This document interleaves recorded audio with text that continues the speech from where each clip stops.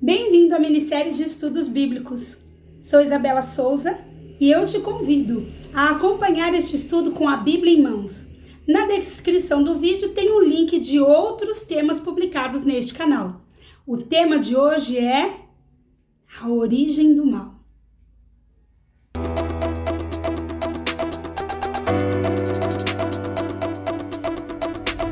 Nós temos vivido num mundo muito mal, não é mesmo? Nós olhamos para as coisas e pensamos, gente, mas da onde vem tanta maldade? Por que tanta maldade? Nós vamos falar aqui de uma forma muito rápida. Teria que ser um estudo bastante longo para que você possa entender todos os detalhes, desde a queda de Lúcifer e tudo mais, mas não dá tempo de fazermos tudo isso. Então nós vamos aqui, com a ajuda da Bíblia, em algumas passagens, tentar mostrar para você a origem do mal. Nós vamos começar lá em Gênesis, para que você possa entender a queda do homem primeiramente, tá bem? Então vamos lá, Gênesis 2, verso 9. Minha Bíblia já está aberta aqui, então tá no jeito. Diz assim: do solo fez o Senhor brotar toda sorte de árvores agradáveis à vista e boas para alimento. E também a árvore da vida no meio do jardim e a árvore do conhecimento do bem e do mal. Duas árvores. Uma que se eles comessem do fruto, eles teriam mais vida, mais vida, mais vida, mais vida.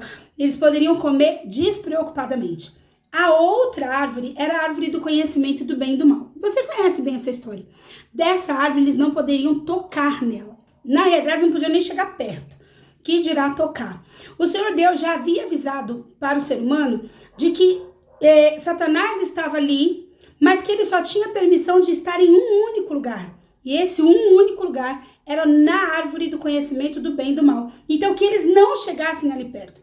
Não foi uma coisa assim que Deus colocou a árvore lá e disse assim, deixa lá, se eles quiserem, eles comem, se não quiserem, não comem. Eles foram avisados. Assim como nós somos avisados hoje, não é? Assim como nós somos avisados, olha, não coma isso, não faça assim, não vá em tal lugar. E nós continuamos fazendo. Vamos contra aquilo que nos é informado ou que nos é alertado. A mesma coisa foi o que aconteceu com eles dois. Gênesis 2, o verso 15 ao 17, diz assim, para você entender que eles foram aconselhados a não comer. Diz assim no verso 15, tomou, pois, o Senhor Deus ao homem e o colocou no jardim do Éden para o cultivar e o guardar. E o Senhor Deus lhes deu a ordem, de toda a árvore do jardim comerás livremente, fique à vontade. Mas da árvore do conhecimento do bem e do mal não comerás, porque no dia em que dela comerdes, certamente morrerás. E eu quero que você preste atenção nisso aqui. No dia que dela comerdes, certamente morrerás. É certo que vai morrer. O Senhor Deus, ele não mente. Você sabe disso. Então, ele não ia dizer assim, que no dia que delas comerdes, pode ser, quem sabe, talvez, que aconteça. Não, ele disse, certamente morrerás. E aí agora você vai ver o que é que a serpente falou. Se foi exatamente isso que a serpente disse para Eva. Então vamos lá. Nós vamos aqui já na sequência. Gênesis 3, do verso 1 ao verso 6. Diz assim. Gênesis 3, tá? Mas a serpente, mais sagaz que todos os animais selváticos que o Senhor Deus tinha feito, disse à mulher, é assim que Deus disse, não comereis de toda a árvore do jardim? Respondeu-lhe a mulher, do fruto das árvores do jardim podemos comer, mas do fruto da árvore que está no meio do jardim, disse Deus, dele não comereis, nem tocareis nele, para que não morrais. Então a serpente disse à mulher, é certo que não morrereis. Você lembra do que nós acabamos de ler ali pouquinho antes? Certamente morrerás. Foi isso que o nosso Deus, que não mente, disse. Mas Satanás, a serpente, no verso 4, disse, é certo que não morrereis. Gente, foi só uma palavra. Só o não que ela acrescentou aqui no meio, que fez com que a pessoa caísse. É assim que nós caímos, né? Mas vamos continuar. Verso 5 diz assim, porque Deus sabe que no dia em que dele comerdes, se vos abrirão os olhos, e como Deus, sereis conhecedores do bem e do mal. Vendo a mulher que a árvore era boa para se comer, agradável aos olhos e árvore desejável para dar entendimento, tomou-lhe do fruto e comeu, e deu também ao marido, e ele comeu. Viu? É assim que acontece com a gente hoje. Ah, não, eu vou tomar só um pouquinho de bebida alcoólica. Um pouquinho só, não tem problema. Ah, eu vou tomar só um cálicezinho de vinho, porque um cálicezinho não tem problema. Eu vou comer só um pouquinho daquilo que faz mal para minha saúde, porque só um pouquinho não tem problema. E ali a gente vai enganados pela cobra, pela serpente, assim como foi com Adão e Eva lá no passado. Triste isso, não é? Mas vamos continuar. Quem era essa serpente? Eu já falei aqui inúmeras vezes, né? Eu já dei um spoiler aqui da próxima parte. Mas vamos olhar isso na Bíblia. Porque pode ser que você diga assim, nada, era uma serpente qualquer, uma cobra qualquer. Nós vamos ver isso na Bíblia, eu já te passo a passagem. Então vamos lá. A primeira passagem está em Ezequiel 28, verso 14, 15 e 17. Nós vamos ver aqui quem era essa serpente, tá bom? É um anjo que caiu do céu, conhecido por Lúcifer, o anjo que caiu do céu. Você encontrou aí? Ezequiel 28, verso 14, 15 e 17. Diz assim: Tu eras querubim da guarda ungido, e te estabeleci. Permanecias no monte santo de Deus, no brilho das pedras andavas. Verso 15. Perfeito eras nos teus caminhos, desde o dia em que fostes criado, até que se achou iniquidade em ti. 17. Elevou-se o teu coração por causa da tua formosura. Corrompeste a tua sabedoria por causa do teu resplendor.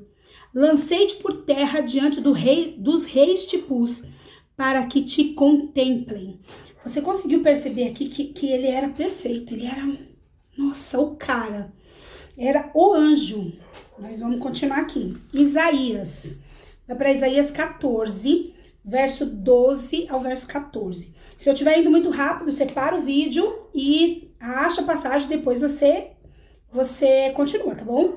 Então vamos lá, Isaías 14, estou no verso certo, verso 12 ao 14, diz assim, vamos lá? Como caíste do céu, ó estrela da manhã, filho da alva, como foste lançado por terra, tu que debilitavas as nações, tu dizias no teu coração, eu subirei ao céu, acima das estrelas de Deus exaltarei o meu trono, e no monte da congregação me assentarei, nas extremidades do norte. Subirei acima das mais altas nuvens, e serei semelhante ao Altíssimo. Gente, ele era perfeito, ele era o cara, ele era assim, aquele que era aplaudido, ele era tudo de bom, mas ele quis ser semelhante a Deus. Ele era uma criatura, ele não era criador, mas ele queria tomar o lugar do Criador. Ele queria ser muito maior do que Deus, ele queria subir acima de Deus. E aí, por conta disso, por conta de ter se rebelado, de ter sido rebelde e ter ido contra a vontade de Deus, ele foi expulso do céu. E aí nós vamos para Apocalipse 12, o verso 7 ao verso 9. E essa história aqui você já conhece, vamos relembrá-la. Apocalipse 12, do verso 7 ao verso 9 diz: Houve peleja no céu, houve uma guerra no céu. Miguel e seus anjos pelejaram contra o dragão. Também pelejaram o dragão e os seus anjos. Todavia, não prevaleceram, nem mais se achou no céu lugar deles. Verso 9, e foi expulso o grande dragão, a antiga serpente, que se chama Diabo e Satanás, o sedutor de todo mundo. Sim, foi atirado para a terra, e com ele os seus anjos. Você conhece muito mais da história, você sabe muito mais sobre isso. Essa serpente que estava ali no céu, que lá antigamente alguns estudiosos chamam ele de Lúcifer, nós não sabemos porque no original não tem esse nome, mas nós usamos este nome, Lúcifer, anjo de luz, que era um anjo perfeito, nós acabamos de ler. Ele se revoltou contra Deus e queria estar acima de Deus, acima das nuvens, acima do trono de Deus, ele queria se assentar. e ele foi expulso do céu, não tinha condições dele ficar ali, só que você leu aqui, junto comigo, aí na sua Bíblia, que ele foi expulso junto com os anjos dele. Ele enganou, gente, até os anjos que estavam no céu. Que triste isso. Ele conseguiu enganar outros anjos também. Isso é muito triste, não é? Porque os anjos estavam ali, estavam vendo quem era Deus, mas mesmo assim, ele enganou a terça parte dos anjos. Mas tudo bem, vamos lá, porque o problema maior agora é como ele nos engana hoje. Vamos ali, temos algumas passagens bíblicas e você vai para 2 Coríntios, capítulo 11, o verso 14 e o verso 15. 14 e 15 diz assim: e não é de admirar, porque o próprio Satanás se transforma em anjo de luz. Não é muito, pois os seus próprios ministros se transformem em ministro de justiça, e o fim dele será conforme as suas obras. Olha como ele nos engana hoje. Eu fiz um outro vídeo, se você estiver assistindo toda essa minissérie, você vai pegar, aonde nós falamos que nós não devemos consultar os mortos, porque ali são os demônios, são anjos de Satanás enganando pessoas. E olha aqui, não é de admirar que o próprio Satanás se transforme em anjo de luz. Não é de se admirar que os anjos dele se transformem em ministros de justiça, em pessoas aparentemente boas, para nos enganar. Então nós precisamos tomar muito cuidado. Temos que estar o tempo todo aqui, ó, agarrados aqui, senão a gente não consegue perceber. Então vamos lá, Mateus 24, 24. Mais uma passagem super conhecida, é só mesmo para que você relembre, diz assim, Mateus 24, 24. Porque surgirão falsos cristos e falsos profetas operando grandes sinais e prodígios para enganar, se possível, os próprios eleitos. Eu quero que você preste atenção nessa palavra. Só vai enganar se eu der possibilidade. Se possível. Não está escrito aqui, ó, operando grandes sinais e prodígios para enganar sim todos e ponto, acabou. Não. Se possível, está entre as vírgulas. Se possível, se eu der possibilidade, serei enganada. Os próprios eleitos serão enganados. Satanás está aqui para nos enganar o tempo todo, mas ele não pode ter poder. Nós precisamos conseguir vencer Satanás. E a próxima e última questão é, nós podemos vencer Satanás? Vá para Efésios, capítulo 6, do verso 10 ao verso 18. Lindo como termina esse estudo. Podemos ou não podemos vencer Satanás? Efésios 6, do 10 ao 18, diz assim: quanto ao mais, sedes fortalecidos no Senhor e na força do seu poder. Revestivos de toda a armadura de Deus para poderdes ficar firmes contra as ciladas do diabo. Porque a nossa luta não é contra o sangue e a carne, e sim contra os principados e potestades, contra os dominadores deste mundo tenebroso, contra as forças espirituais do mal, nas regiões celestes. Portanto, tomai toda a armadura de Deus para que possais resistir no dia mau e depois de terdes vencido tudo, permanecer inabaláveis. Estai, pois, firmes, cingindo-vos com a verdade e vestindo-vos da couraça da justiça.